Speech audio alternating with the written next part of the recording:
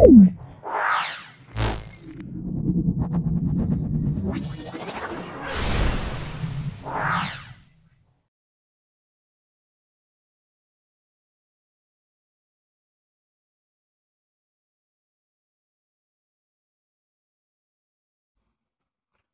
আমরা 11তম স্কুলটা সলভ করব।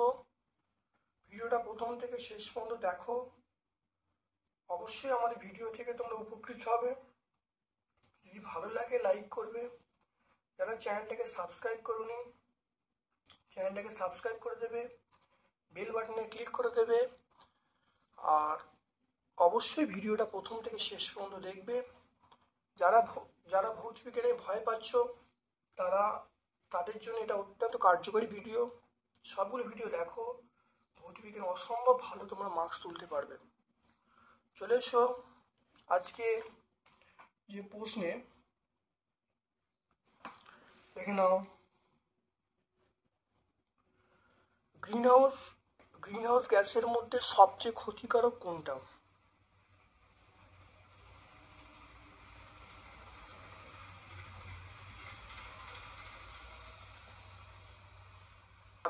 Carbon die oxide. এর পরিমাণ সবচেয়ে বেশি এবং বিশ্ব উষ্ণায়ন ঘটানোর জন্য মেন দায়ী। তারপর দেখো ভিটি লেখচিত্র। দেখে নাও ভিটি লেখচিত্র, এটা আমরা কি বলবো? এটা যা অপশন দেওয়া আছে এটা অপশন এ বলবে। ভিটি লেখচিত্র মূল বিন্দু সরলরেখা। 2 গ্রাম SO2 পেতে কত গ্রাম কপারের সঙ্গে সালফেট বিক্রিয়া করাতে হবে? তাহলে CuSO4 প্রথম দেখে নাও, Cu প্লাস H2SO4, এটা আমরা বলবো CuSO4 প্লাস SO2 প্লাস জল।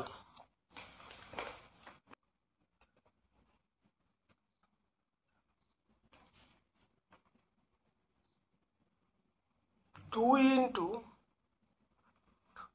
ইন্টু এস মানে 32 আর অক্সিজেন মানে 16 দুগুণে 32।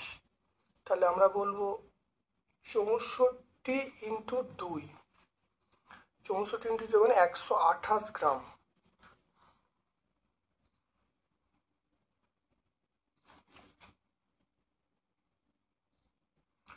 তাহলে 128 গ্রাম দেখে নাও। তাহলে 128 গ্রাম দেখে নাও। 128 গ্রাম SO2,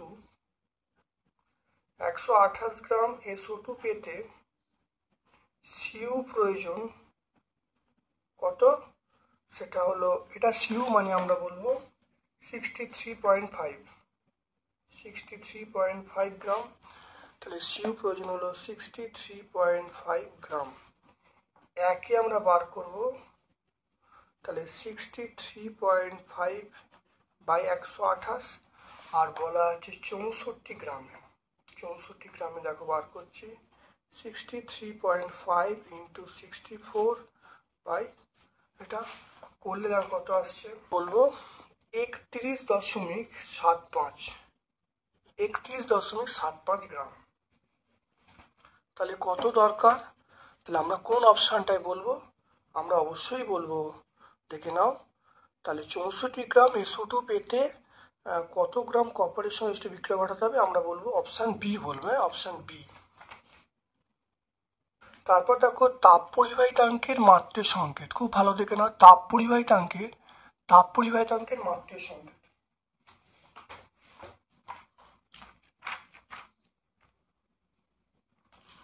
দেখে নাও ml T⁻³ θ⁻⁻1। দেখে নাও ml T⁻³ ml T⁻³ θ⁻1। আমরা বলবো ml T⁻³ θ⁻1। এটা কিউ এর মতো লেখা আছে, এটা থিটা হবে। তারপরে দেখো আমরা বলবো আলোর বর্ণ নির্ভর করে আলোর বর্ণ নির্ভর করে তরঙ্গদৈর্ঘ্যের উপরে, অপশান ডি বলবো। অবতল দর্পণের সামনে কোথায় বস্তু রাখলে সমান আকারে প্রতিমা তৈরি হবে? আমরা বলবো বক্রতার কেন্দ্রে।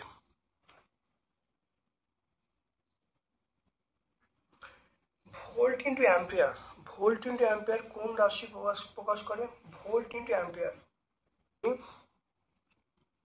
পি সমান আমরা জানি পি সমান ভিআই, ভি মানে ভোল্ট, ই মানে তড়িৎ, তড়িৎ মানে অ্যাম্পিয়ার। ভোল্ট ইন্টু অ্যাম্পিয়ার মানে আমরা কি বলবো? অবশ্যই তড়িৎ ক্ষমতা বলবে, তড়িৎ ক্ষমতা বলবো। তারপর দেখো ধাতব পরে রোধাঙ্ক উষ্ণতা বৃদ্ধির সঙ্গে সঙ্গে আমরা বলবো বৃদ্ধি পায়।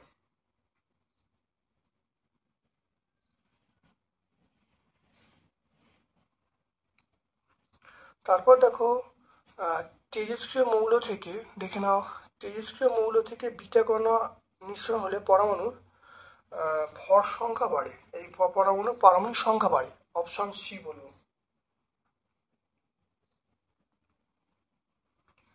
মৃত্তিকা, দেখে নাও ক্ষারীয় মৃত্তিকা মৌল, ক্ষারীয় মৃত্তিকা মৌল গ্রুপ 2 কে আমরা ক্ষারীয় মৃত্তিকা মৌল বলবো, গ্রুপ 2। তাহলে এমজি, দেখো এমজি, তাহলে ক্ষারীয় মৃত্তিকা মৌল আমরা বলবো অপশন বি বলবো, মানে বি এরটা বলবো এমজি। নিচের কোনটি আয়নীয় যৌগ? আয়নীয় যৌগ দেখে নাও,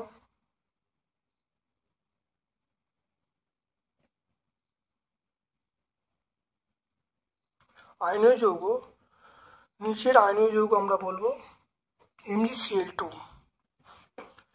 কোনটি তড়িৎ পরিবহন করতে পারে? তড়িৎ পরিবহন করতে পারে, এটা হলো গলিত NaCl।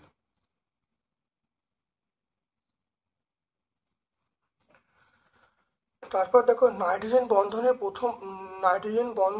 বন্ধনের প্রথম ধাপে বিদ্যুৎ পাতের ফলে কোন যৌগটা উৎপন্ন হয়? আমরা প্রথম বলবো NO উৎপন্ন হয়। তারপর দেখে নাও ধাতুর দ্বারা ধাতু নিষ্কাশনের পদ্ধতি হলো, ধাতুর দ্বারা ধাতু নিষ্কাশন আমরা বলবো থার্মিট পদ্ধতি, ধাতুর দ্বারা ধাতু নিষ্কাশন। ইথাইল অ্যালকোহল এবং ডাইমিথাইল ইথার, এদের মধ্যে কি দেখা যায়? এটা আমরা 1.6 বলবো। এটা ইথাইল অ্যালকোহল ডাইমিথাইল ইথার, এটা আমরা বলবো কার্যকরী মূলক গঠিত। দেখে নাও,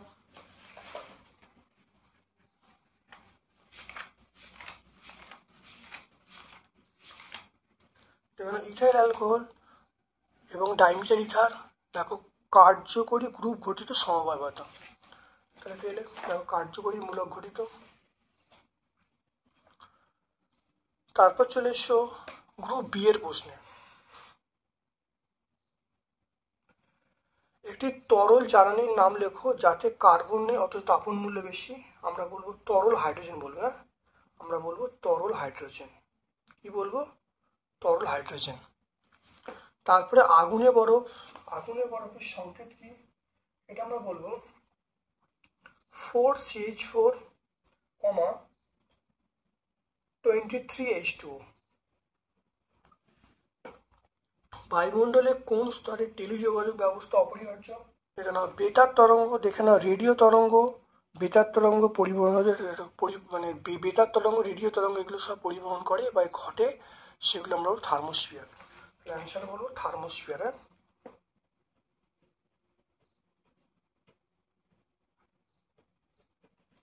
তারপর সত্য মিথ্যা বলতে বলছে, একই চাপ উষ্ণতায় CO2 মধ্যে একই আয়তনে অণুর সংখ্যা আলাদা, ওটা সমান হবে, আলাদা আসলে মিথ্যা হবে।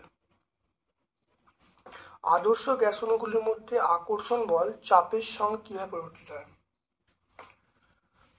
আকর্ষণ বল চাপের সঙ্গে কিভাবে পরিবর্তিত হয়? আদর্শ গ্যাস অণুগুলির মধ্যে আকর্ষণ বল চাপের উপর নির্ভর করে না, এটা আমরা বলবো নির্ভরশীল নয়, নির্ভরশীল নয়। তারপর দেখো আলফা বিটা গামার অনুপাতটা কি হবে? অনুপাতটা আমরা বলবো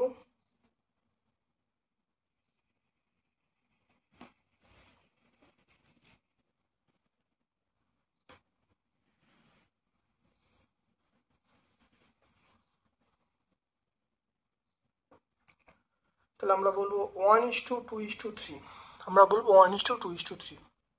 অবতল দর্পণের মেরু এবং ফোকাসের মধ্যে বস্তু রাখলে প্রতিবিম্ব কেমন হবে দেখে নাও। এবং ফোকাসের মধ্যে বস্তু রাখলে প্রতিবিম্ব কী হবে? প্রতিবিম্ব বিবর্ধিত অসৎ হবে। তাহলে প্রতিবিম্ব বিবর্ধিত অসৎ হবে, এটা আমরা পেজ নাম্বার 40-এ পেয়ে যাব। উত্তল দর্পণে 2F এ বস্তু রাখলে প্রতিকৃতি কেমন হবে?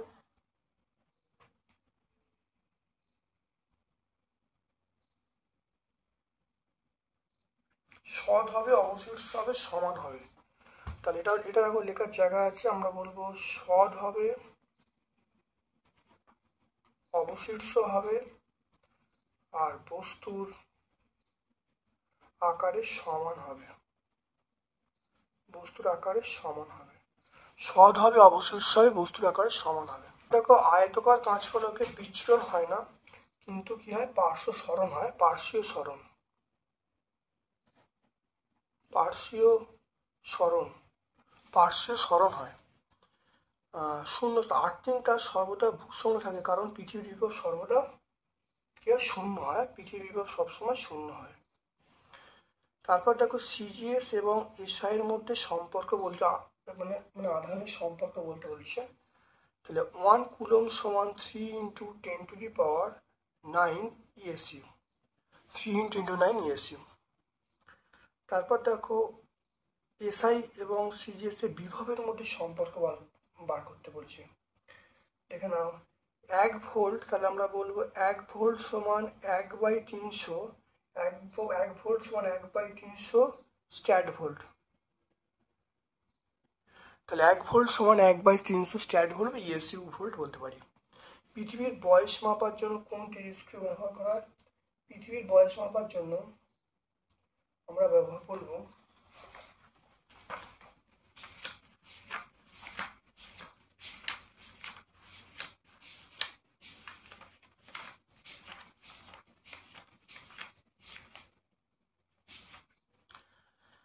দেখে নাও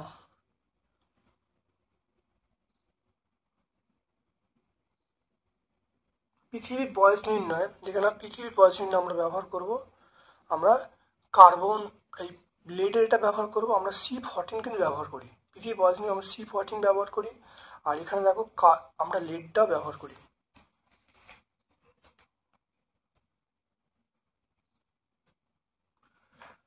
তারপর দেখে নাও মোমের মতো নরম একটি ধাতুর নাম। মোমের মতো নরম ধাতুর নাম আমরা কি বলবো? এটা আমরা পেয়ে যাব পেজ নাম্বার 91। আচ্ছা, মোমের মধ্যে একটি ধাতুর নাম, মোমের ধাতুর নাম আমরা বলবো সিজিয়াম। হ্যাঁ, সিজিয়াম, মোমের মধ্যে ধাতুর নাম আমরা বলবো সিজিয়াম। পারমাণবিক ব্যাসার্ধ অনুসারে সাজাতে বলছে। এটা সবচেয়ে বেশি ক্যালসিয়াম, তারপরে সোডিয়াম, তারপরে ম্যাগনেসিয়াম, তারপরে পটাশিয়াম, তারপরে পি, তারপরে এস, তারপরে সিএল।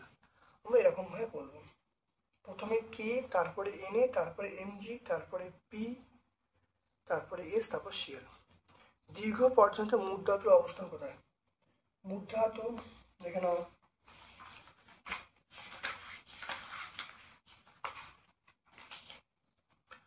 দেখে নাও মুদ ধাতু কোথায় আছে? দেখে নাও এইটা দেখো মুদ ধাতু নাম্বার 11। তাহলে 11তে আমরা বলবো মুদ ধাতু, তাহলে আমরা কি বলবো? 11। সমযোজী যৌগের উদাহরণ তো অষ্টক সূত্র মানে না। এটা বলবো AlCl3, AlCl3, এটা আমরা বলবো অষ্টক সূত্র মানে না। সোডিয়াম ক্লোরাইডের জলীয় দ্রবণে, সোডিয়াম ক্লোরাইডের লঘু দ্রবণের তড়িৎ বিশ্লেষণে ক্যাথোড অ্যানোডে কোন পদার্থ পাওয়া যায়? ক্যাথোডে, তাহলে সোডিয়াম ক্লোরাইডের জলীয় দ্রবণে দেখে নাও,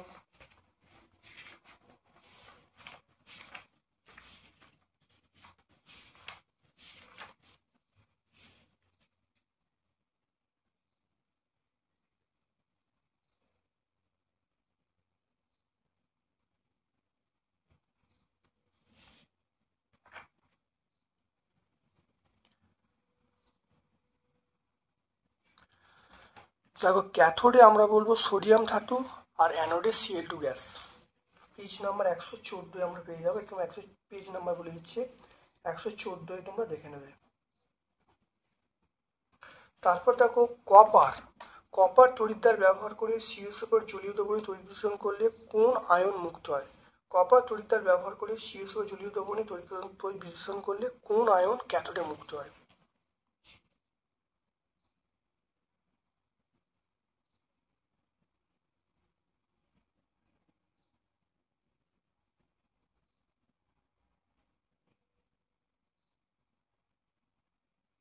আমরা বলবো কপার। হ্যাঁ, আমরা কি বলবো দেখে নাও। দেখো কপার ক্যাথোডে মুক্ত হচ্ছে কপার, তাহলে আমরা বলবো কপার, আমরা বলবো কপার।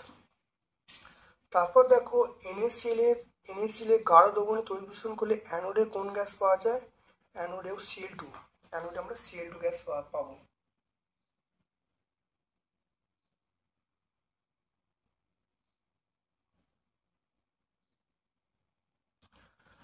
তারপর দেখো অ্যামোনিয়ার, দেখে নাও অ্যামোনিয়ার অনুঘটিত জারণে উৎপন্ন হয়, এটা NO বলবে, NO বলবো। ধাতু সংকর ইনভারে থাকে,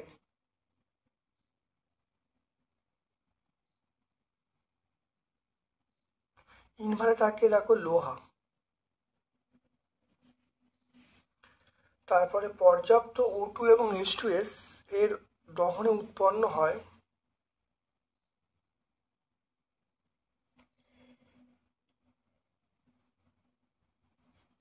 এটা দেখো SO2। আয়রনের মোর্চে রোধে যে ধাতুর প্রলেপ দেওয়া হয় সেটা হলো আমরা বলবো জিঙ্ক, ব্যবহার করবো জিঙ্ক।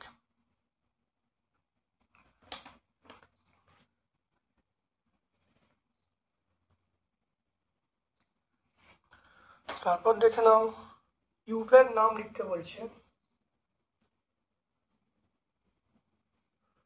ইউপ্যাক নাম CH3 এর ইউপ্যাক নাম,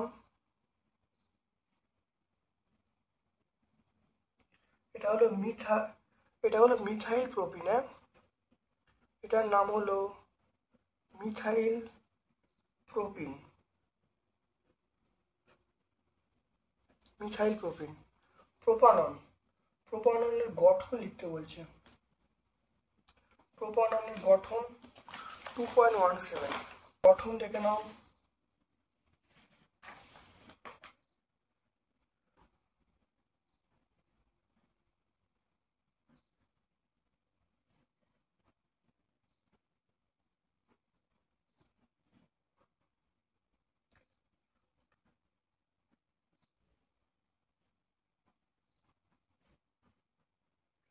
তাহলে এইটা হলো প্রোপাননের গঠন, দেখে নাও এইটা হলো প্রোপাননের গঠন। তারপর দেখো বায়োড্রিগুয়েল, দেখে নাও বায়োড্রিগুয়েল একটি প্রাকৃতিক পলিমার, আমরা বলবো সেলুলোজ বলবো, প্রোটিন বলবো, এটা আমরা সেলুলোজ লিখছি, কেউ যদি প্রোটিন লেখে তাও হবে সেলুলোজ।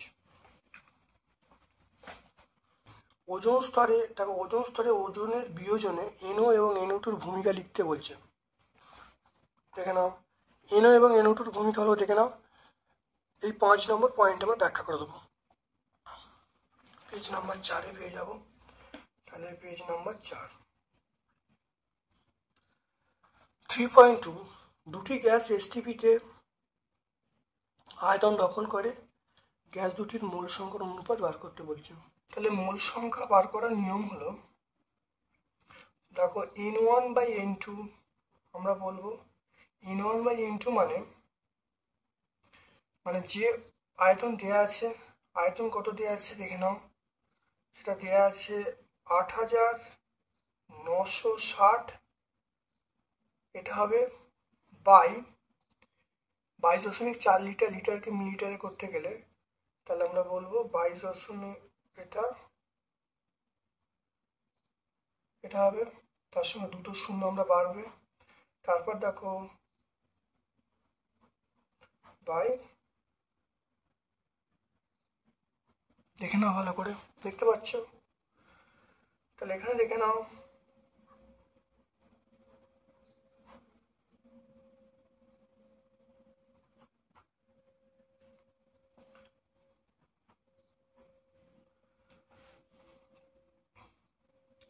তাহলে 896/560।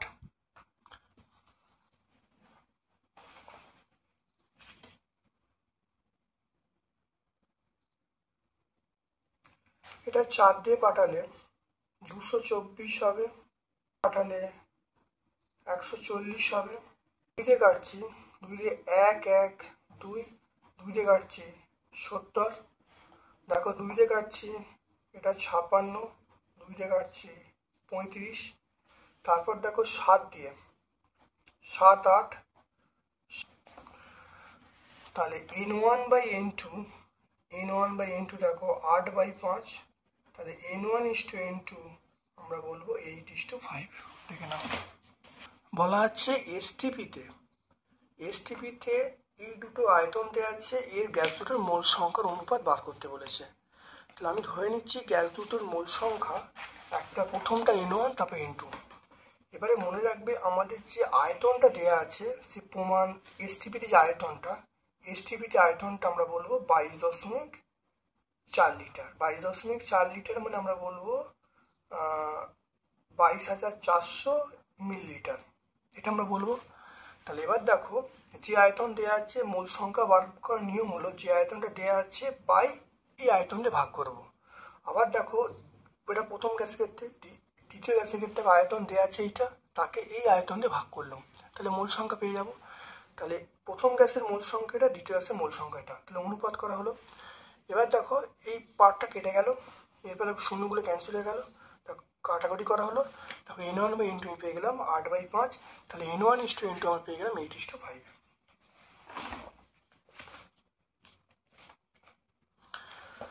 তারপর দেখে নাও এরকম অথবার অঙ্ক, আমরা অনেকবার করেছি, অবশ্যই তোমরা করতে পারবে। আমার মানে অনেক পেজ আমরা সলভ করেছি, এরকম অঙ্ক অনেকবার করেছি, তোমরা অবশ্যই করতে পারবে। আমি নতুন করে সলভ করে দেখাচ্ছি না। 3.3 দেখে নাও, লেন্সের ক্ষমতা বলা আছে, ফোকাস দূরত্বের প্রকৃতি নির্ণয় করতে বলছে। পি মানে লেন্সের ক্ষমতা, 2.5D ডায়োপটার দেওয়া আছে। তাহলে আমরা যদি এফ এর মান বার করতে চাই, তাহলে এফ এর মান বার করতে গেলে আমরা বলবো 100/p, তাহলে 100/p, পি মানে 2.5 বলবো। ভাগ করলে কত আসবে? এটা ভাগ করলে 40 আসবে, তাহলে এফ এর মানটা পেয়ে গেলাম 40। এফ এর মানটা আমরা পেয়ে গেলাম 40। তাহলে ফোকাস ধনাত্মক মানে, তাহলে এফ ধনাত্মক,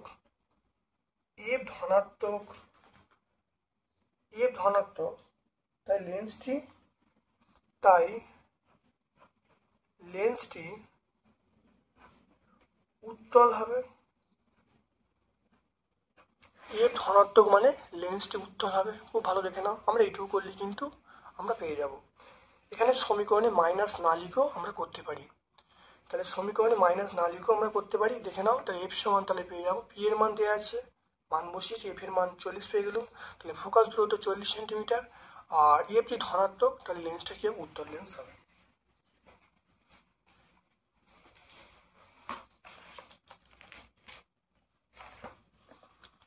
তারপর দেখে নাও,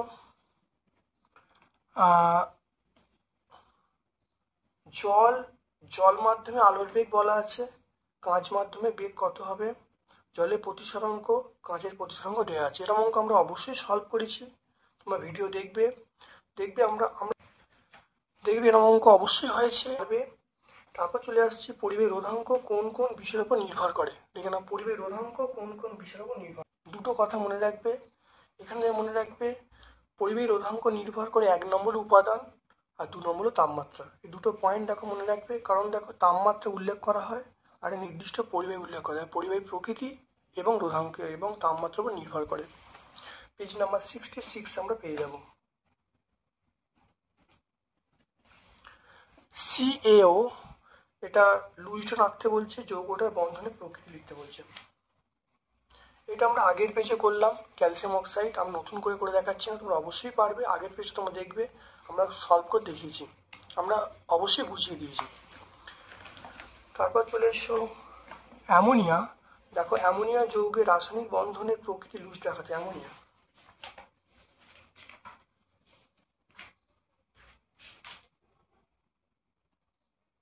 দেখো না অ্যামোনিয়া লুইস ডট, খুব ভালো দেখে নাও, অ্যামোনিয়া লুইস ডট খুব ভালো দেখে নাও, পেজ নাম্বার 108। CO2 অণু লুইস ডট,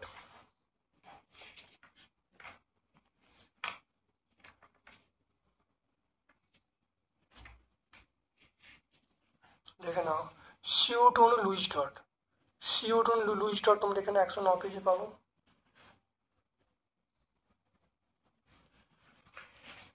Fe এবং Cu সক্রিয়তা তুলনা করে রাসায়নিক বিক্রিয়া। Fe এবং Cu আমরা এখানে দেখে নাও Cu এবং Fe, আমরা এই বিক্রিয়া লিখতে পারি। দেখে নাও Cu এবং Fe, আমরা এই উত্তরটা আমরা লিখতে পারি। দেখে নাও ভালো করে, পেজ নাম্বার 14 প্রশ্ন উত্তরটা আমি লিখে দিলে হয়ে যাবে। সহায়িকা 420। অ্যালুমিনিয়াম থেকে অ্যালুমিনিয়াম নিষ্কাশনে ক্যাথোড কি ব্যবহার করা হয়? ক্যাথোডের বিক্রিয়া লিখতে বলছি। এখানে অ্যালুমিনিয়াম থেকে ধাতু নিষ্কাশন, দেখো ক্যাথোডের বিক্রিয়া, ক্যাথোডে কি ব্যবহার করা সবই পেয়ে যাবে এখানে। পেজ নাম্বার 115 আমরা পেয়ে যাব, পেজ নাম্বার 115। ইথিলিনের পলিমারাইজেশন বিক্রিয়া লিখতে বলছে, শর্ত লিখতে বলছে। এখানে ইথিলিনের পলিমারাইজেশন বিক্রিয়া ভালো দেখলে লিখে দেবে, শর্ত লিখে দেবে, তাপমাত্রা লিখে দেবে, চাপ লিখে দেবে, উত্তর হয়ে যাবে। তাহলে 145 পেজ আমরা পাবো। পেজ নাম্বার কত? পেজ নাম্বার আমরা পাবো 145। তারপর দেখো একটু সমীকরণটা থার্মিক পদ্ধতি আলোচনা করতে হবে। এখানে থার্মিক পদ্ধতি, এখানে থার্মিক পদ্ধতি আমরা এখান থেকে শুরু করবো, উচ্চ থেকে শুরু করবো, এই পর্যন্ত লিখবো, লিখলে উত্তর হয়ে যাবে। Page number 133। কিভাবে শর্ত সাপেক্ষে ইথাইন থেকে ইথেন তৈরি? ইথাইন থেকে ইথেন, এই বিক্রিয়া লিখবো। দেখে নাও, এটা লিখলে হয়ে যাবে। দেখে নাও এই বিক্রিয়াটা লিখবো, ইথাইন থেকে ইথেন। দেখতে পাচ্ছ, পেজ নাম্বার 144 আমরা পাবো।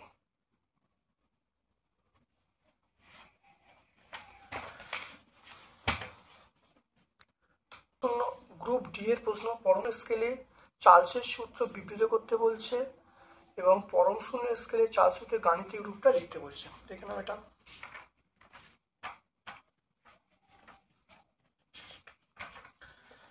দেখে নাও চাপ স্থির থাকলে স্থির চাপে নির্দিষ্ট ভরে কোনো গ্যাসের আয়তন গ্যাসটির তাপমাত্রার সমানুপাতিক হয়। এটা হলো বিবৃতি। আর ব্যাখ্যাটা আমরা শুরু করবো এইখান থেকে শুরু করব, আমরা শেষ করব পরের পেজে, এইখানে শেষ করব। তারপরে কিন্তু বিবৃতিটা আছে। তাহলে আমরা পেজ নাম্বার 13 থেকে পেজ নাম্বার 14 উত্তর পাবো। পেজ নাম্বার 13 থেকে পেজ নাম্বার 14 উত্তরটা পাবো। তারপর দেখো এইরকম অঙ্ক আমরা অবশ্যই করেছি, দেখে নেবে। এরকম অঙ্ক আমি বিগত যে পেজগুলো হয়েছে অবশ্যই সলভ করেছি, তোমরা অবশ্যই পেয়ে যাবে। তারপর কমেন্ট সেকশানে কমেন্ট করবে ভিডিও উল্লেখ করে, যদি অসুবিধা হয় কমেন্ট সেকশানে কমেন্ট করবে ভিডিও উল্লেখ করে, আমি অবশ্যই শর্টস আকারে ভিডিও পাবলিশ করব। তাহলে বিভিন্ন প্রসারণ গুণাঙ্কের গুলির মধ্যে সম্পর্ক লিখতে বলছে, কোনটা মৌলিক এবং কেন, এবং প্রসারণ গুণাঙ্কের এসআই একক, এটা হলো কেলভিন ইনভার্স। কেলভিন প্রসারণ গুণাঙ্ক সমান আপাত প্রসারণ গুণাঙ্ক প্লাস পাত্রের প্রসারণ গুণাঙ্ক, দেখতে পেলে। এবং কেন প্রকৃত প্রসারণ গুণাঙ্কটা আসল বা মৌলিক ধর্ম প্রকাশ করে, কারণ সেটা পাত্রের প্রসারণ গুণাঙ্ক নির্ভর করছে না। আমরা এই প্রশ্নের উত্তরটা সবটা লিখে দিলে আমরা উত্তর পেয়ে যাব। পেজ নাম্বার 103 আমরা পাবো, সহায়িকা 103। তো এই উত্তরটা আমরা পাবো সহায়িকায় 103 পাবো। তারপর দেখো 4.4, একটি বস্তুর দৈর্ঘ্য বলা আছে 7.5 সেন্টিমিটার, উত্তর লেন্সের সামনে 12 সেন্টিমিটার বস্তু রাখা আছে এবং 15 সেন্টিমিটারের প্রতিবিম্ব পাওয়া গেল, বিবর্ধন এবং প্রতিবিম্ব দূরত্ব কত হবে? অবশ্যই অঙ্কটা হয়েছে, অবশ্যই অঙ্কটা তোমরা করতে পারবে। আগের পেজগুলো তোমরা দেখবে, এই অঙ্ক অবশ্যই সলভ হয়েছে। দেখে নাও এই ছবিটা আমরা আঁকবো, এই ছবিটা আঁকলেই হবে। পেজ নাম্বার 44, তাহলে আমরা এটা পাবো পেজ নাম্বার 44। তারপরে প্রমাণ করো আপাতিত রশ্মি আপাতিত আলোক রশ্মি নির্গত আলোক রশ্মি পরস্পর সমান্তরাল। এটা আমরা দেখে নেই, প্রমাণটা করে দেবো স্নেলের সূত্রের সাহায্যে। পেজ নাম্বার 45 প্রমাণ পেয়ে যাবে এটা। তাহলে 44 থেকে শুরু করে পরে উত্তরটা পেয়ে যাবো পেজ নাম্বার 45। তারপরে অঙ্ক অনেকবার হয়েছে, এই অঙ্কটা অনেকবার হয়েছে, তোমার ভিডিও দেখতে পারো, অনেকবার আমি সলভ করেছি, ভালো করে দেখে নেবে, করতে পারবে। এই অঙ্কটা সলভ করা অঙ্ক, তোমরা দেখলেই উত্তর পেয়ে যাবে। তারপর ফ্যারাডের যে সূত্র থেকে আবিষ্ট তড়িৎচালক বলের পরিমাণ সম্পর্কে জানা যায় সেই সূত্রটা বিবৃত করতে বলছে এবং চৌম্বক প্রবাহের সংজ্ঞা দিতে বলছে। তাহলে 2 নম্বর সূত্রটা আমরা বলবো, 2 নম্বর সূত্রটা, এবং তার সঙ্গে চৌম্বক প্রবাহের তারপর সংজ্ঞা এখানে পেয়ে যাবে। কোনো চৌম্বক ক্ষেত্রে কোনো তলে যত সংখ্যক চৌম্বক বলরেখা লম্বভাবে অতিক্রম করে তার সঙ্গে সেই তলের সঙ্গে জড়িত চৌম্বক প্রবাহ। তাহলে চৌম্বক ক্ষেত্রে অবস্থিত কোনো তলকে যত সংখ্যক চৌম্বক বলরেখা লম্বা অতিক্রম করে তাকেই বলা হয় চৌম্বক প্রবাহ বলবো। এর এসআই একক আমরা বলবো ওয়েবার বলবো, মনে রাখবে। তাহলে এসআই এবং সিজিএস এর সম্পর্ক কি দেখে নাও। এসআই এবং সিজিএস এর মধ্যে আমরা বলবো এক ওয়েবার সমান 10⁸ ম্যাক্সওয়েল। তাহলে আমরা উত্তর বলবো এক ওয়েবার সমান 10⁸ ম্যাক্সওয়েল। তাহলে সম্পর্কটা সিজিএসআই আমরা পেয়ে গেলাম। তাহলে এটা এক ওয়েবার মানে হলো এসআই একক, আর ম্যাক্সওয়েল সিজিএস একক। তো এক ওয়েবার সমান 10⁸ ম্যাক্সওয়েল। তারপর দেখে নাও অথবা প্রশ্ন, তড়িৎ পরিবাহীর ওপর চৌম্বক ক্রিয়াজনিত একটি যন্ত্রের নাম লিখতে বলছে। একটি অ্যামিটারকে কীভাবে ভোল্টমিটারে রূপান্তর করবে, তড়িৎ শক্তি কীভাবে বাড়ানো যায়। দেখে নাও তড়িৎ পরিবাহীর ওপর চুম্বকের ক্রিয়াজনিত যন্ত্রের নাম।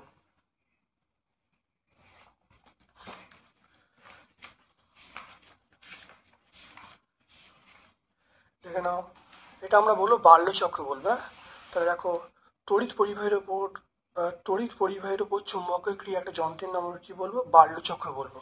তাহলে প্রথম প্রশ্নের উত্তর আমরা বলবো বার্লো চক্র। তারপরে দেখে নাও অ্যামিটারকে ভোল্টমিটারে পরিণত করার জন্য আমরা কি করব, যে শ্রেণীতে একটা বাহ্যিক রোধ যোগ করবো, মানে শ্রেণীতে। তাহলে অ্যামিটারের সঙ্গে আমরা কি করব, তাহলে আমরা কি করবো, অ্যামিটারকে ভোল্টমিটার যোগ করার জন্য, এটা অ্যামিটার ভোল্টমিটার করার জন্য আমরা শ্রেণীতে আমি একটা বাহ্যিক বাইরে থেকে রোধ যোগ করব। তাহলে বোঝা গেল। তাহলে কি লিখবে, তাহলে অ্যামিটারকে ভোল্টমিটারে রূপান্তর করার জন্য শ্রেণীতে একটা আর রোধ যোগ করতে হবে। তারপর চলে এসো তড়িৎচুম্বকের শক্তি, এটা কিভাবে বাড়ানো যায়। 1 নম্বর, পাক সংখ্যা বৃদ্ধি করলে বাড়বে, কুণ্ডলীর পাক সংখ্যা বৃদ্ধি করলে বাড়বে, তড়িৎ প্রবাহের মাত্রা বৃদ্ধি করলে বাড়বে। তো দুটো পয়েন্ট মনে রাখবে, পাক সংখ্যা বৃদ্ধি করলে বাড়বে, প্রবাহ মাত্রার মাত্রা বৃদ্ধি করলে বাড়বে। তারপর দেখে নাও 280 ভোল্ট 480 ওহম রোধের একটি যন্ত্রকে 240 ভোল্ট উৎসের সঙ্গে যুক্ত করে টানা 10 ঘন্টা চালনা করলে ব্যয়িত তড়িৎ শক্তি বিওটি এককে নির্ণয় করতে বলছি। 1 বিওটি সমান কত জুল, দেখে নাও। তাহলে 480 ওহম, তাহলে ভি এর মান আমরা পেয়ে গেলাম 240 ভোল্ট। তাহলে ভি সমান আইআর, আয়ের মান পেয়ে যাব ভি বাই আর। তাহলে ভি এর মান 240, আর এর মান পেয়ে যাব 480। তাহলে আয়ের মান আমি পেয়ে যাবো, দেখেন এটা ভাগ করলে কত হবে, হাফ হবে। তাহলে আমরা বলবো 0.5 অ্যাম্পিয়ার। তাহলে 0.5 অ্যাম্পিয়ার হয়ে গেল। এবার দেখে নাও বলা আছে 10 ঘন্টা চলছে, তাহলে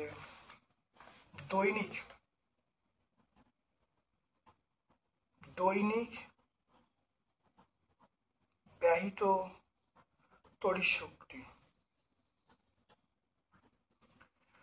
তাহলে এটা দেখে নাও, তাহলে তাহলে ভি এর সঙ্গে, ভি মানে 240, তার সঙ্গে আমি যদি এটা গুণ করি তাহলে পি মানে এটা পাওয়ার পাওয়া গেল। তাহলে আমরা জানি পি সমান ভিআই, তাহলে ভি ইন্টু আই করলাম, ইন্টু কতক্ষণ 10 ঘন্টা করলাম। এটা 1000 দিয়ে ভাগ করলে আমরা কি পেয়ে যাব, কিলোওয়াট আওয়ার পেয়ে যাব। এটা ভাগ করলে দেখে নাও আমরা বলবো 1200 1200 বাই তাহলে 1.2 আমরা বলবো 1.2 বিওটি। কিলোওয়াট আওয়ার মানে আমরা বলবো বিওটি, 1.2 বিওটি এটা আমরা বলবো। এখানে 1 বিওটি সমান 1 বিওটি 3.6 ইন্টু 10⁶ জুল। তাহলে আমরা বলবো 1 বিওটি মানে 3.6 ইন্টু 10⁶ জুল, এটা বলে দেবো। তাহলে এই উত্তরটা আমরা পুরোটা করতে পারলাম, দেখে না সম্পূর্ণ উত্তরটা হয়ে গেল।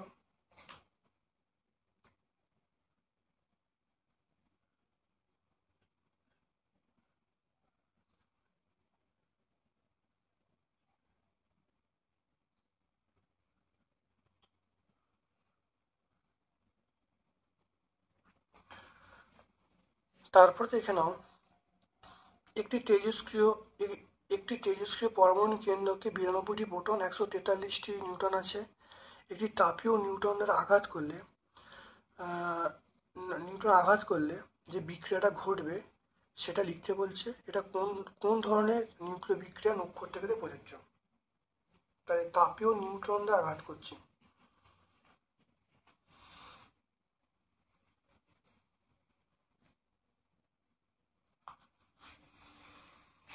তাহলে এটা আমরা দেখে নাও।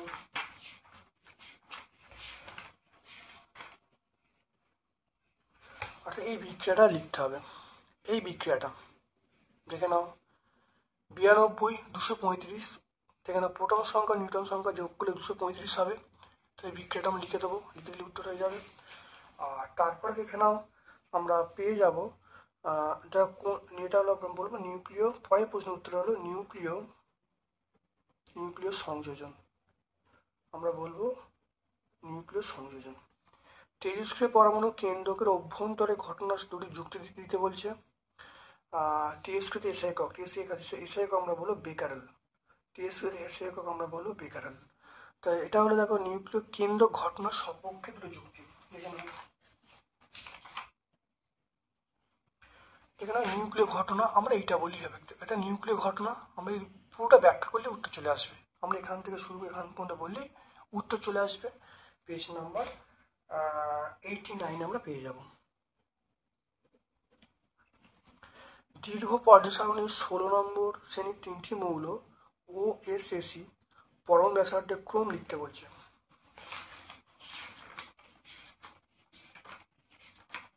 দেখে নাও শ্রেণী বরাবর, দেখো শ্রেণী বরাবর নামলে পরমাণু আকার বৃদ্ধি পাবে। তাহলে প্রথমে পরম ব্যাসার্ধ ক্রম বলা আছে মানে ঊর্ধ্বক্রম, তাহলে বড় থেকে ছোট। ঊর্ধ্বক্রম বলা আছে, ঊর্ধ্বক্রমে সাজাতে বলছে, তাহলে বড় থেকে ছোট। তাহলে বড় কে আছে, দেখো 16 নম্বর শ্রেণী সবচেয়ে বড় কে আছে এসি। প্রথমে এসি, তারপরে এস, তারপরে ও। তাহলে এসি, তাহলে এটা প্রথমে এসি হবে, তারপরে এস হবে, তারপরে ও হবে। তো তড়িৎ ঋণাত্মকতা এবং আয়নাইজেশন শক্তির ক্রম সাজাতে বলছে। তড়িৎ ঋণাত্মকতা এবং আয়নাইজেশন শক্তির ক্রম দেখে নাও। তড়িৎ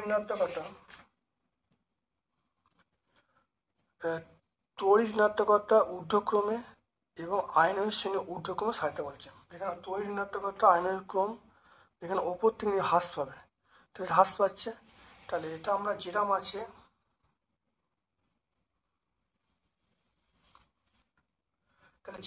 আমি সেভাবেই লিখব। প্রথমে ও, তাহলে ওপর থেকে নামলে ওপর থেকে হ্রাস পাবে, তাহলে হ্রাস পাবে কি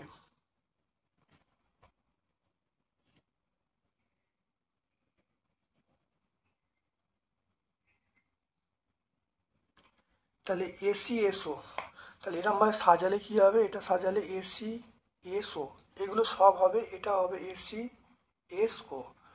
দেখতে পেলে সব অ্যান্সার কিন্তু এসি এসও। তারপরে দেখে নাও অথবার প্রশ্নটা বলা আছে সিএল বিআর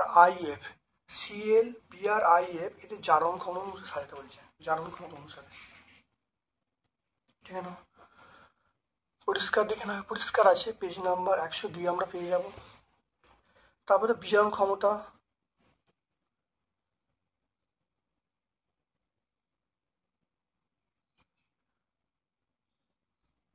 দেখো এই উত্তরগুলো, পরের উত্তরগুলো দেখে নাও, আমরা এখান থেকে পেয়ে যাব। প্রত্যেকটা উত্তর দেখো আমরা এখান থেকে পেয়ে যাব। এরপরের উত্তরগুলো আমরা পেয়ে যাব 102 পেজে আমরা পেয়ে যাব। এই সমগ্র উত্তরগুলো আমরা কিন্তু 102 পেজে দেখে নাও, 102 পেজে আমরা পেয়ে যাব, দেখে নাও। কপার তড়িৎদ্বার সহ শীর্ষকে জলীয় দ্রবণে তড়িৎ বিশ্লেষণ করলে ফলাফল কি হবে? ক্যাথোড অ্যানোডের বিক্রিয়া লিখতে পারছে।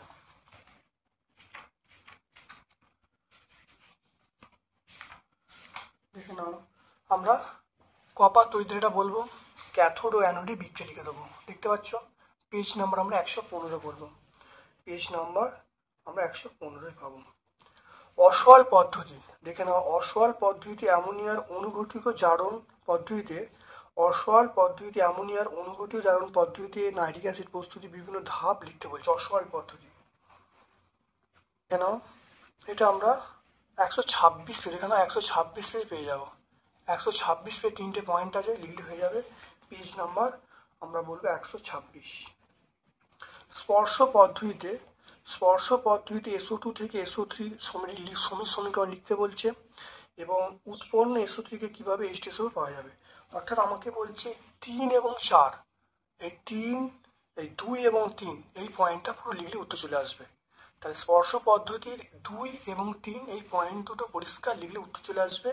এটা আমরা 127 পেজে পাবো, পেজ নাম্বার 127। তারপর দেখো সম্পৃক্ত হাইড্রোকার্বন, অসম্পৃক্ত হাইড্রোকার্বন উদাহরণ দিতে বলছে। সম্পৃক্ত হাইড্রোকার্বন দেখে নাও, আমরা পাবো উদাহরণ পাবো সম্পৃক্ত হাইড্রোকার্বন আমরা বলবো। এখানে সম্পৃক্ত, এখানে সম্পৃক্ত হাইড্রোকার্বন এটা মিথেন বলবো, মিথেন বলবো। অসম্পৃক্ত হাইড্রোকার্বন ইথিলিন অ্যাসিটিলিন বলবো। দেখতে পাচ্ছ এটা পেজ নাম্বার আমরা 139 পাবো, পেজ নাম্বার 139 পাবো। টেফলন পিভিসি মনোমারের নাম ও গঠন সংকেত। টেফলন ও পিভিসি দেখে নাও, টেফলন ও পিভিসি এর মনোমারের নাম কি হলো? টেফলন পিভিসি মনোমারের নাম ভিনাইল ক্লোরাইড, টেফলনের মনোমারের নাম হলো টেট্রাফ্লুওরিথিলিন। এটা পেজ নাম্বার 146 পাবো। এটা আমরা, আর গঠন সংকেত আগে এখানে পরিষ্কার গঠন সংকেত দেওয়া আছে, তাহলে এটা আমরা 146 পাবো, পেজ নাম্বার 146। তাহলে আজকে আমরা হিন্দু স্কুলটা 11তম স্কুলটা সম্পূর্ণ সলভ করলাম। ভিডিওটা কেমন লাগলো কমেন্ট সেকশানে কমেন্ট করবে, যদি ভালো লাগে লাইক করবে, যারা চ্যানেলটা সাবস্ক্রাইব করে সাবস্ক্রাইব করে দেবে, বেল বাটনে ক্লিক করে দেবে। আমার পক্ষ থেকে সকলকে ধন্যবাদ ও শুভকামনা নিয়ে আজকের মতো ভিডিও শেষ করলাম। Thank you.